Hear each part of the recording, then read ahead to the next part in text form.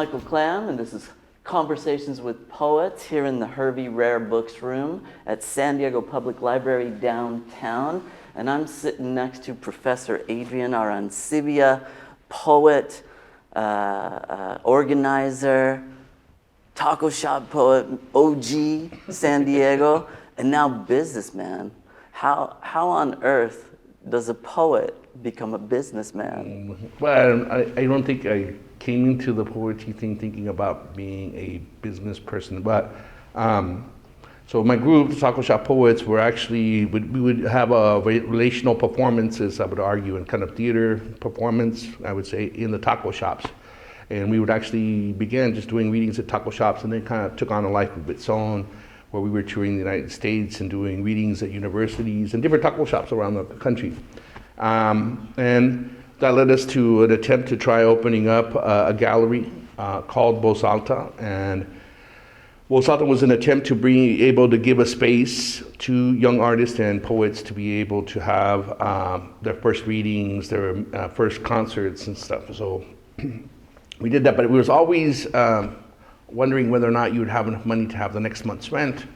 And eventually I realized that there has to be a revenue stream that maintains and supports the arts. So I became a professor, and I just, kept on seeing, thinking about wanting to have a coffee shop to be able to do that. And eventually Bernie Horan, who is the old owner of Twiggs, and his partner Dan, were putting it up for sale. And I actually performed at Twiggs. I did some recording at Twiggs.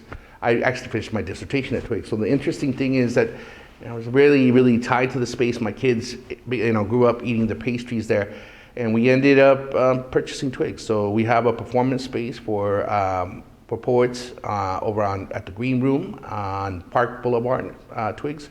And with the visual arts component, I think we're going to have that. And then on Adams, we're going to be focusing more on music and probably some more spoken word kind of events where we can amplify things a little bit more. Yeah, and it was this kind of part of your dream to someday have a coffee house, have a stage. Years. 25 years, yeah. And I have to say thanks to my wife, man, because my wife is just the type of person that is your dream. Yeah. Make it happen, and we close our eyes and we see how the first year goes, and the first year's gone okay. Yeah, the team, right? Family, the husbands, the wives. I know, and that creates this whole joke, right? Between who owns 51-49? My wife looked at me really, really, really, seriously said it's 50-50, honey. So it's the joke that we continue to. We're both part owners, and it's something that I think will continue to be able to nurture the arts community of San Diego. Indeed, yeah. We have a space essentially to do performances, readings. You say you're going to do music as well, combination events. Yeah, and there's already comedy that takes place there, and we use the space as actually a community center for folks in recovery with Narcotics Anonymous and Alcoholics Anonymous meetings happening there pretty regularly. So it's just continuing on the tradition, but adding on the component of art and culture and making it a cultural center as well. Yeah, it's kind of a half round too, right? So there's a stage and there's even kind of a booth almost where you can kind of get up in the corner and you have a full perspective of what's happening on stage from the audience. There's not a bad seat in the house, right? Yeah. And the great, we were just talking about Jason Mraz or Mraz, we were discussing it. He actually began his career there, and this is a place that's already had a trajectory of folks that have come through and have become national artists. And I just want to be able to, we did that with Voz Alta as well. And I think that the beautiful thing is that we're able to do that at Twiggs. Would be a really, really great gift and legacy to be able to leave the city. These spaces are so important for poets, writers, musicians. Jewel from Java Joe's, right. Rudy Francisco making his way to viral, to be in the person people think about when it comes to the National Poetry Slam, Poetry Slam in general, right? Those folks were all afforded spaces, right? A place to lay down their first poems or their first songs and to grow. Yeah, and for us, it's also, I've had asked, to be able to build things in different communities, but it's also, one of the things I realized with Voz Alta is we were very much part of the gentrification of East Village. Which is 3 blocks away from here. And I didn't want to be in a situation again where I would be affecting working class folks and by building a cultural center that all of a sudden changes the neighborhood and it gets folks to have increased rent. I wanted it to be something that was a legacy project. I said, continuing on with something that was already built by Bernie and Dan, to be able to give to a new generation. I think in many ways, Twiggs is a placekeeper, right? It is a place where everybody studies or has their first relationship and has their first apartment with somebody, their first partner, whoever it is, and then they actually wake up in the morning, they have their morning coffee there, and the regulars have been there 60 sometime, not 60, 20, 25 years, but they're 70-year-old folks that have their meeting place, and they have the word puzzles that they come over and share in the morning. And that's in itself a poetic, kind of experience as well, because you realize that in Spanish we have this word called convivir, right? And I don't think that's a real good translation for it, but it's sharing, but in sharing in a way of sharing of life, experiences, subtle pleasures like a coffee and cake or something like getting together. Right? Community, yeah. Right? So many stories passing through there all day long. Absolutely. All day long. And the regulars you become accustomed to, and you know them, you know their jokes, and they take care of you, they keep an eye on the space for you. Hey, there's this guy that coming around doing weird things, or this person, hey, make sure that we don't run out of plastic bags, and great. They take care of you as much as you offer the space for them. Yeah. What's there now where Voz Alta used to be? You mentioned this word, gentrification. Well, I mean, the community college district that I work for ended up buying the entire block and actually putting a classroom, so everything was destroyed. And across the ways where we had our other gallery, El Campo Ruz, it's also been bought up and actually been developed into apartments and stuff. So. Yeah, gentrification. Victor Ochoa used to say that gentrification is a big word. It's a big word with big processes. I mean, I think that if you haven't, one of the I would recommend to folks watching the show Gentified, right? Because there's no clean hands into this, and we can spin it as we're being gentle in the way that we're doing gentrification, but in the end, all the owners and money always run everything, so we have to be able to maintain those spaces that are sacred in certain ways. Yeah. You said gentrified? Gentified. It's on Netflix. It's tearjerker a little bit. It brings me down, and in a sense of but it has comedy and it makes you laugh, but it explains the processes and how it works within, especially Latino communities, so Chicano and Latino communities, yeah. What happened to all the members of the Taco Shop Poets? Because you guys have we all had kids and families. We all we have receding hairlines. I used to think OG meant old guy. No, original gangsters. No, we all in the 1990s. Like I said, Adolfo and I and Miguel Angel and Tomas. First, we founded the group, and we had like a roving troupe of 15, sometimes 15, 20 poets that were rolling with us. And we kind of narrowed it down to the four of us, and we performed basically from 1993 consistently to about 2002, 2003, 1994, 2003, about 9-10 years. And we all kind of grew up and had our own families, and everybody moved to different places, or we fell out of the scene.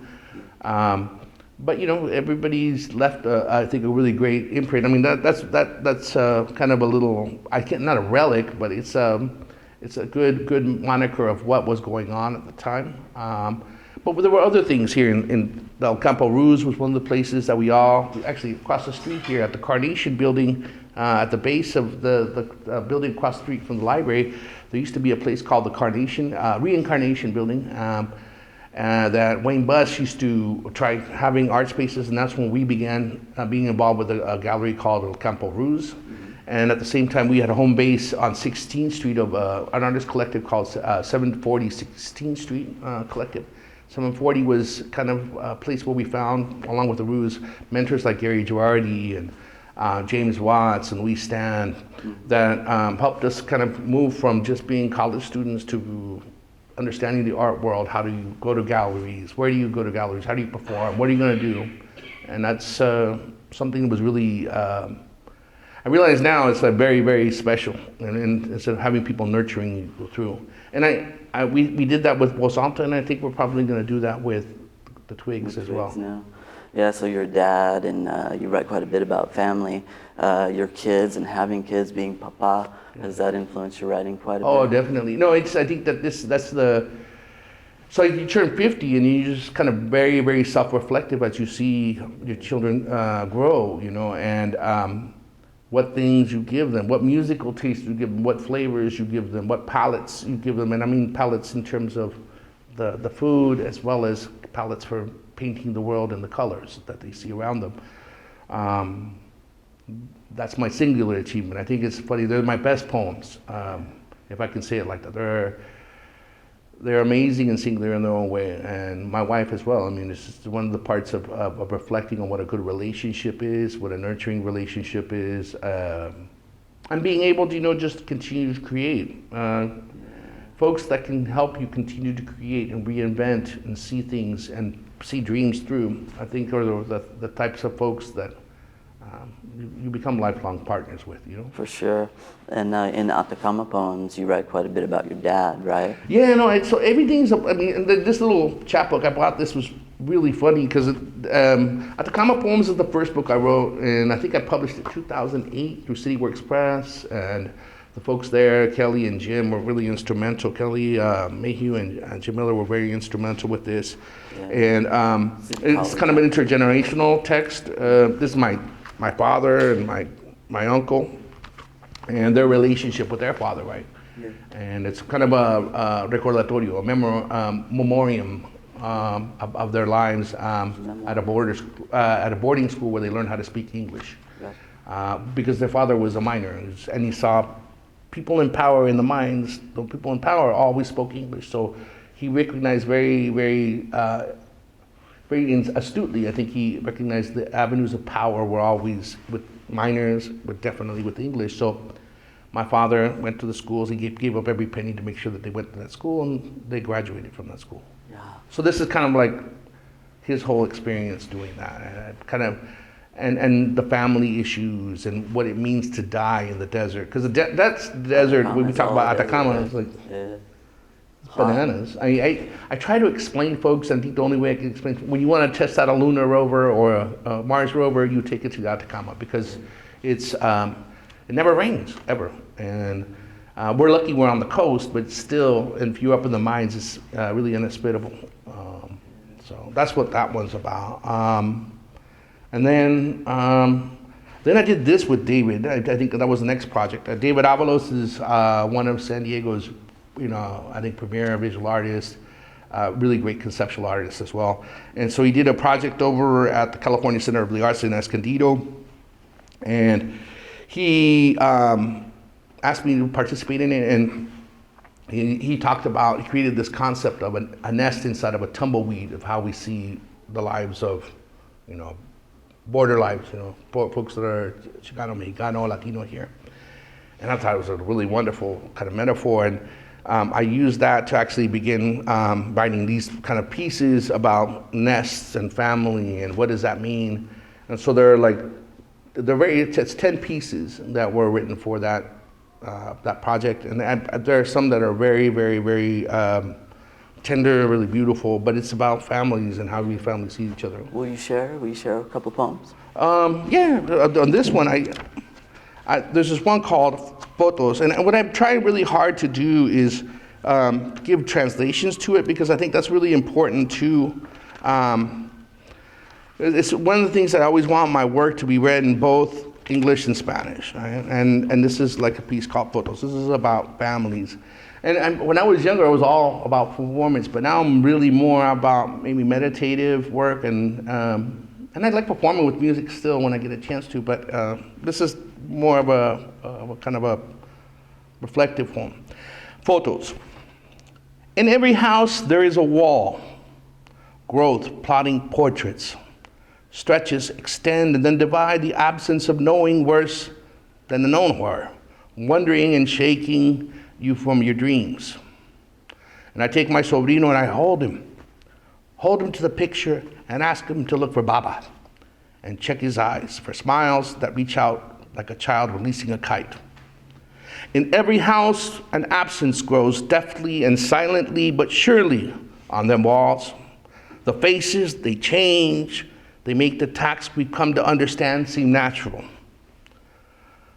Pauses, Mi sobrino breathes, and I feel his lungs above my forearms, and he wonders what we were like at 18, at 20, or 25, and he recites our names.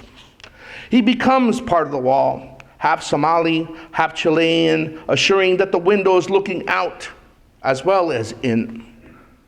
The language that changes in every house. This longing for things to be the way they were. And holding on to him, I breathe.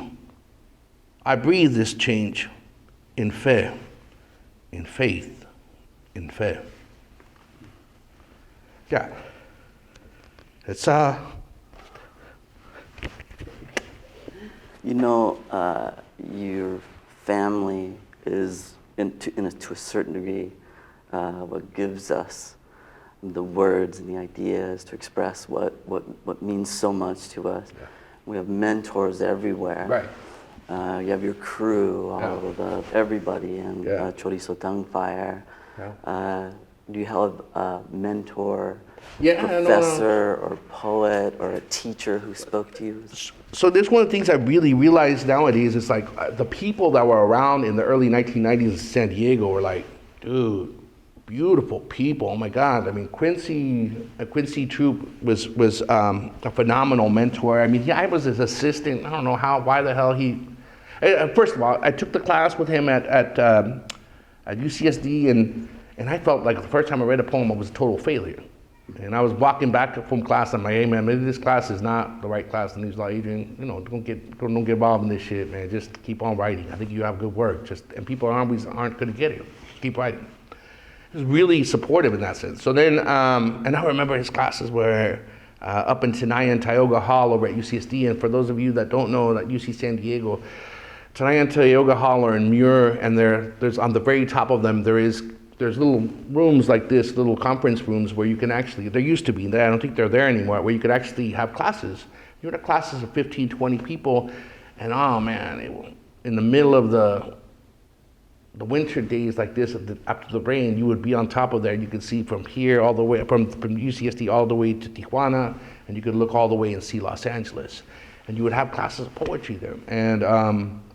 And I'd take classes with them, but one time he never really read. And one time I was in the summer research program with Mary Freifeld and Darlene Salmon that they organized. And it was really, really, really beautiful. And they had him read. And it was just like, whoa, man, I want to do that. I want to do that. And eventually I became one of his mentees, and I worked with him on Artists on the Cutting Edge at the Museum of Contemporary Art. I hosted readings at his wife's gallery, Porter Randall Gallery at the time, and just has been a supporter all the way through. Yeah, museum, the cutting artists. Artists on the Cutting Edge. Artists on the Cutting Edge. Yeah. I saw Allen Ginsberg. Right. Yeah. Toni Morrison. Yeah. Everybody came through that, man. It was. And Quincy's work was fundamental, I think, for San Diego, bringing that caliber of writer and giving that experience to people. That was one of those events where it was like, wow, it was really, really beautiful and life-changing in certain ways. And then from there, you got a chance to be able to, he eventually asked me to perform with the Taco Shop Poets as part of Artists on the Cutting Edge. A disclaimer. There was that somebody that dropped out because he got sick, and that's the reason that we, the Taco Shop Poets, read. But hey, man, I was part of that process and that tradition as well. Do you have a poem from Quincy Troop? Yeah, no, I'm going to just read a section of them. And this whole piece is a story. It's called Rivertown Packing House Blues. And I remember him reading this in some research program. He's about Big Tom, and I'll just read a section of it. And Big Tom, when you understand how packing houses work, the animals walk up, basically scaffolding all the way up to the top. Back when they used to work like this, all the way to the top, and at the very top of the packing house, there would be a person that would stun the animals by hitting them with a sledgehammer.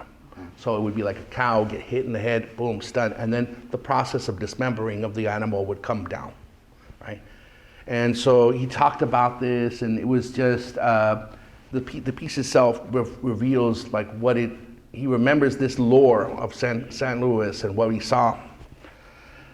And it's for Sterling Brown. And if you don't know who Sterling Brown is, Sterling Brown is, if you think Langston Hughes is great, Sterling Brown is another great writer that you should actually explore.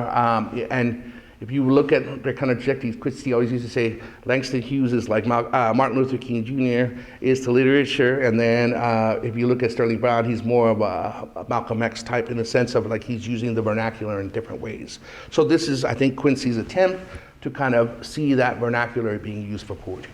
Big Tom was a black packing house man. 30 years, I say, Big Tom was a black packing house man. Loved them years, and he swang his hammer like old John Henry. Pounding nails. Swang that hammer 20 years, crushing skulls of cows and pigs, screaming fear. The man underneath split their throats, 20 years. The man underneath split their throats. Big Tom was Prentice for 10 long years, watching death. I say, Big Tom was Prentice for 10 long years, smelling death. Was helper to a fat white man who got slow. I say was helper to a fat white man who swung a hammer till he couldn't do it no more. So he taught Big Tom how to kill with a hammer. I say he taught Big Tom how to kill. And 20 years of killing is a lot to bring home. I say 20 years of killing is a lot to bring home. And drinking too much gin and whiskey can make a gentleman blow, don't you know? I say drinking too much gin and whiskey can make a good man show enough blow, don't you know?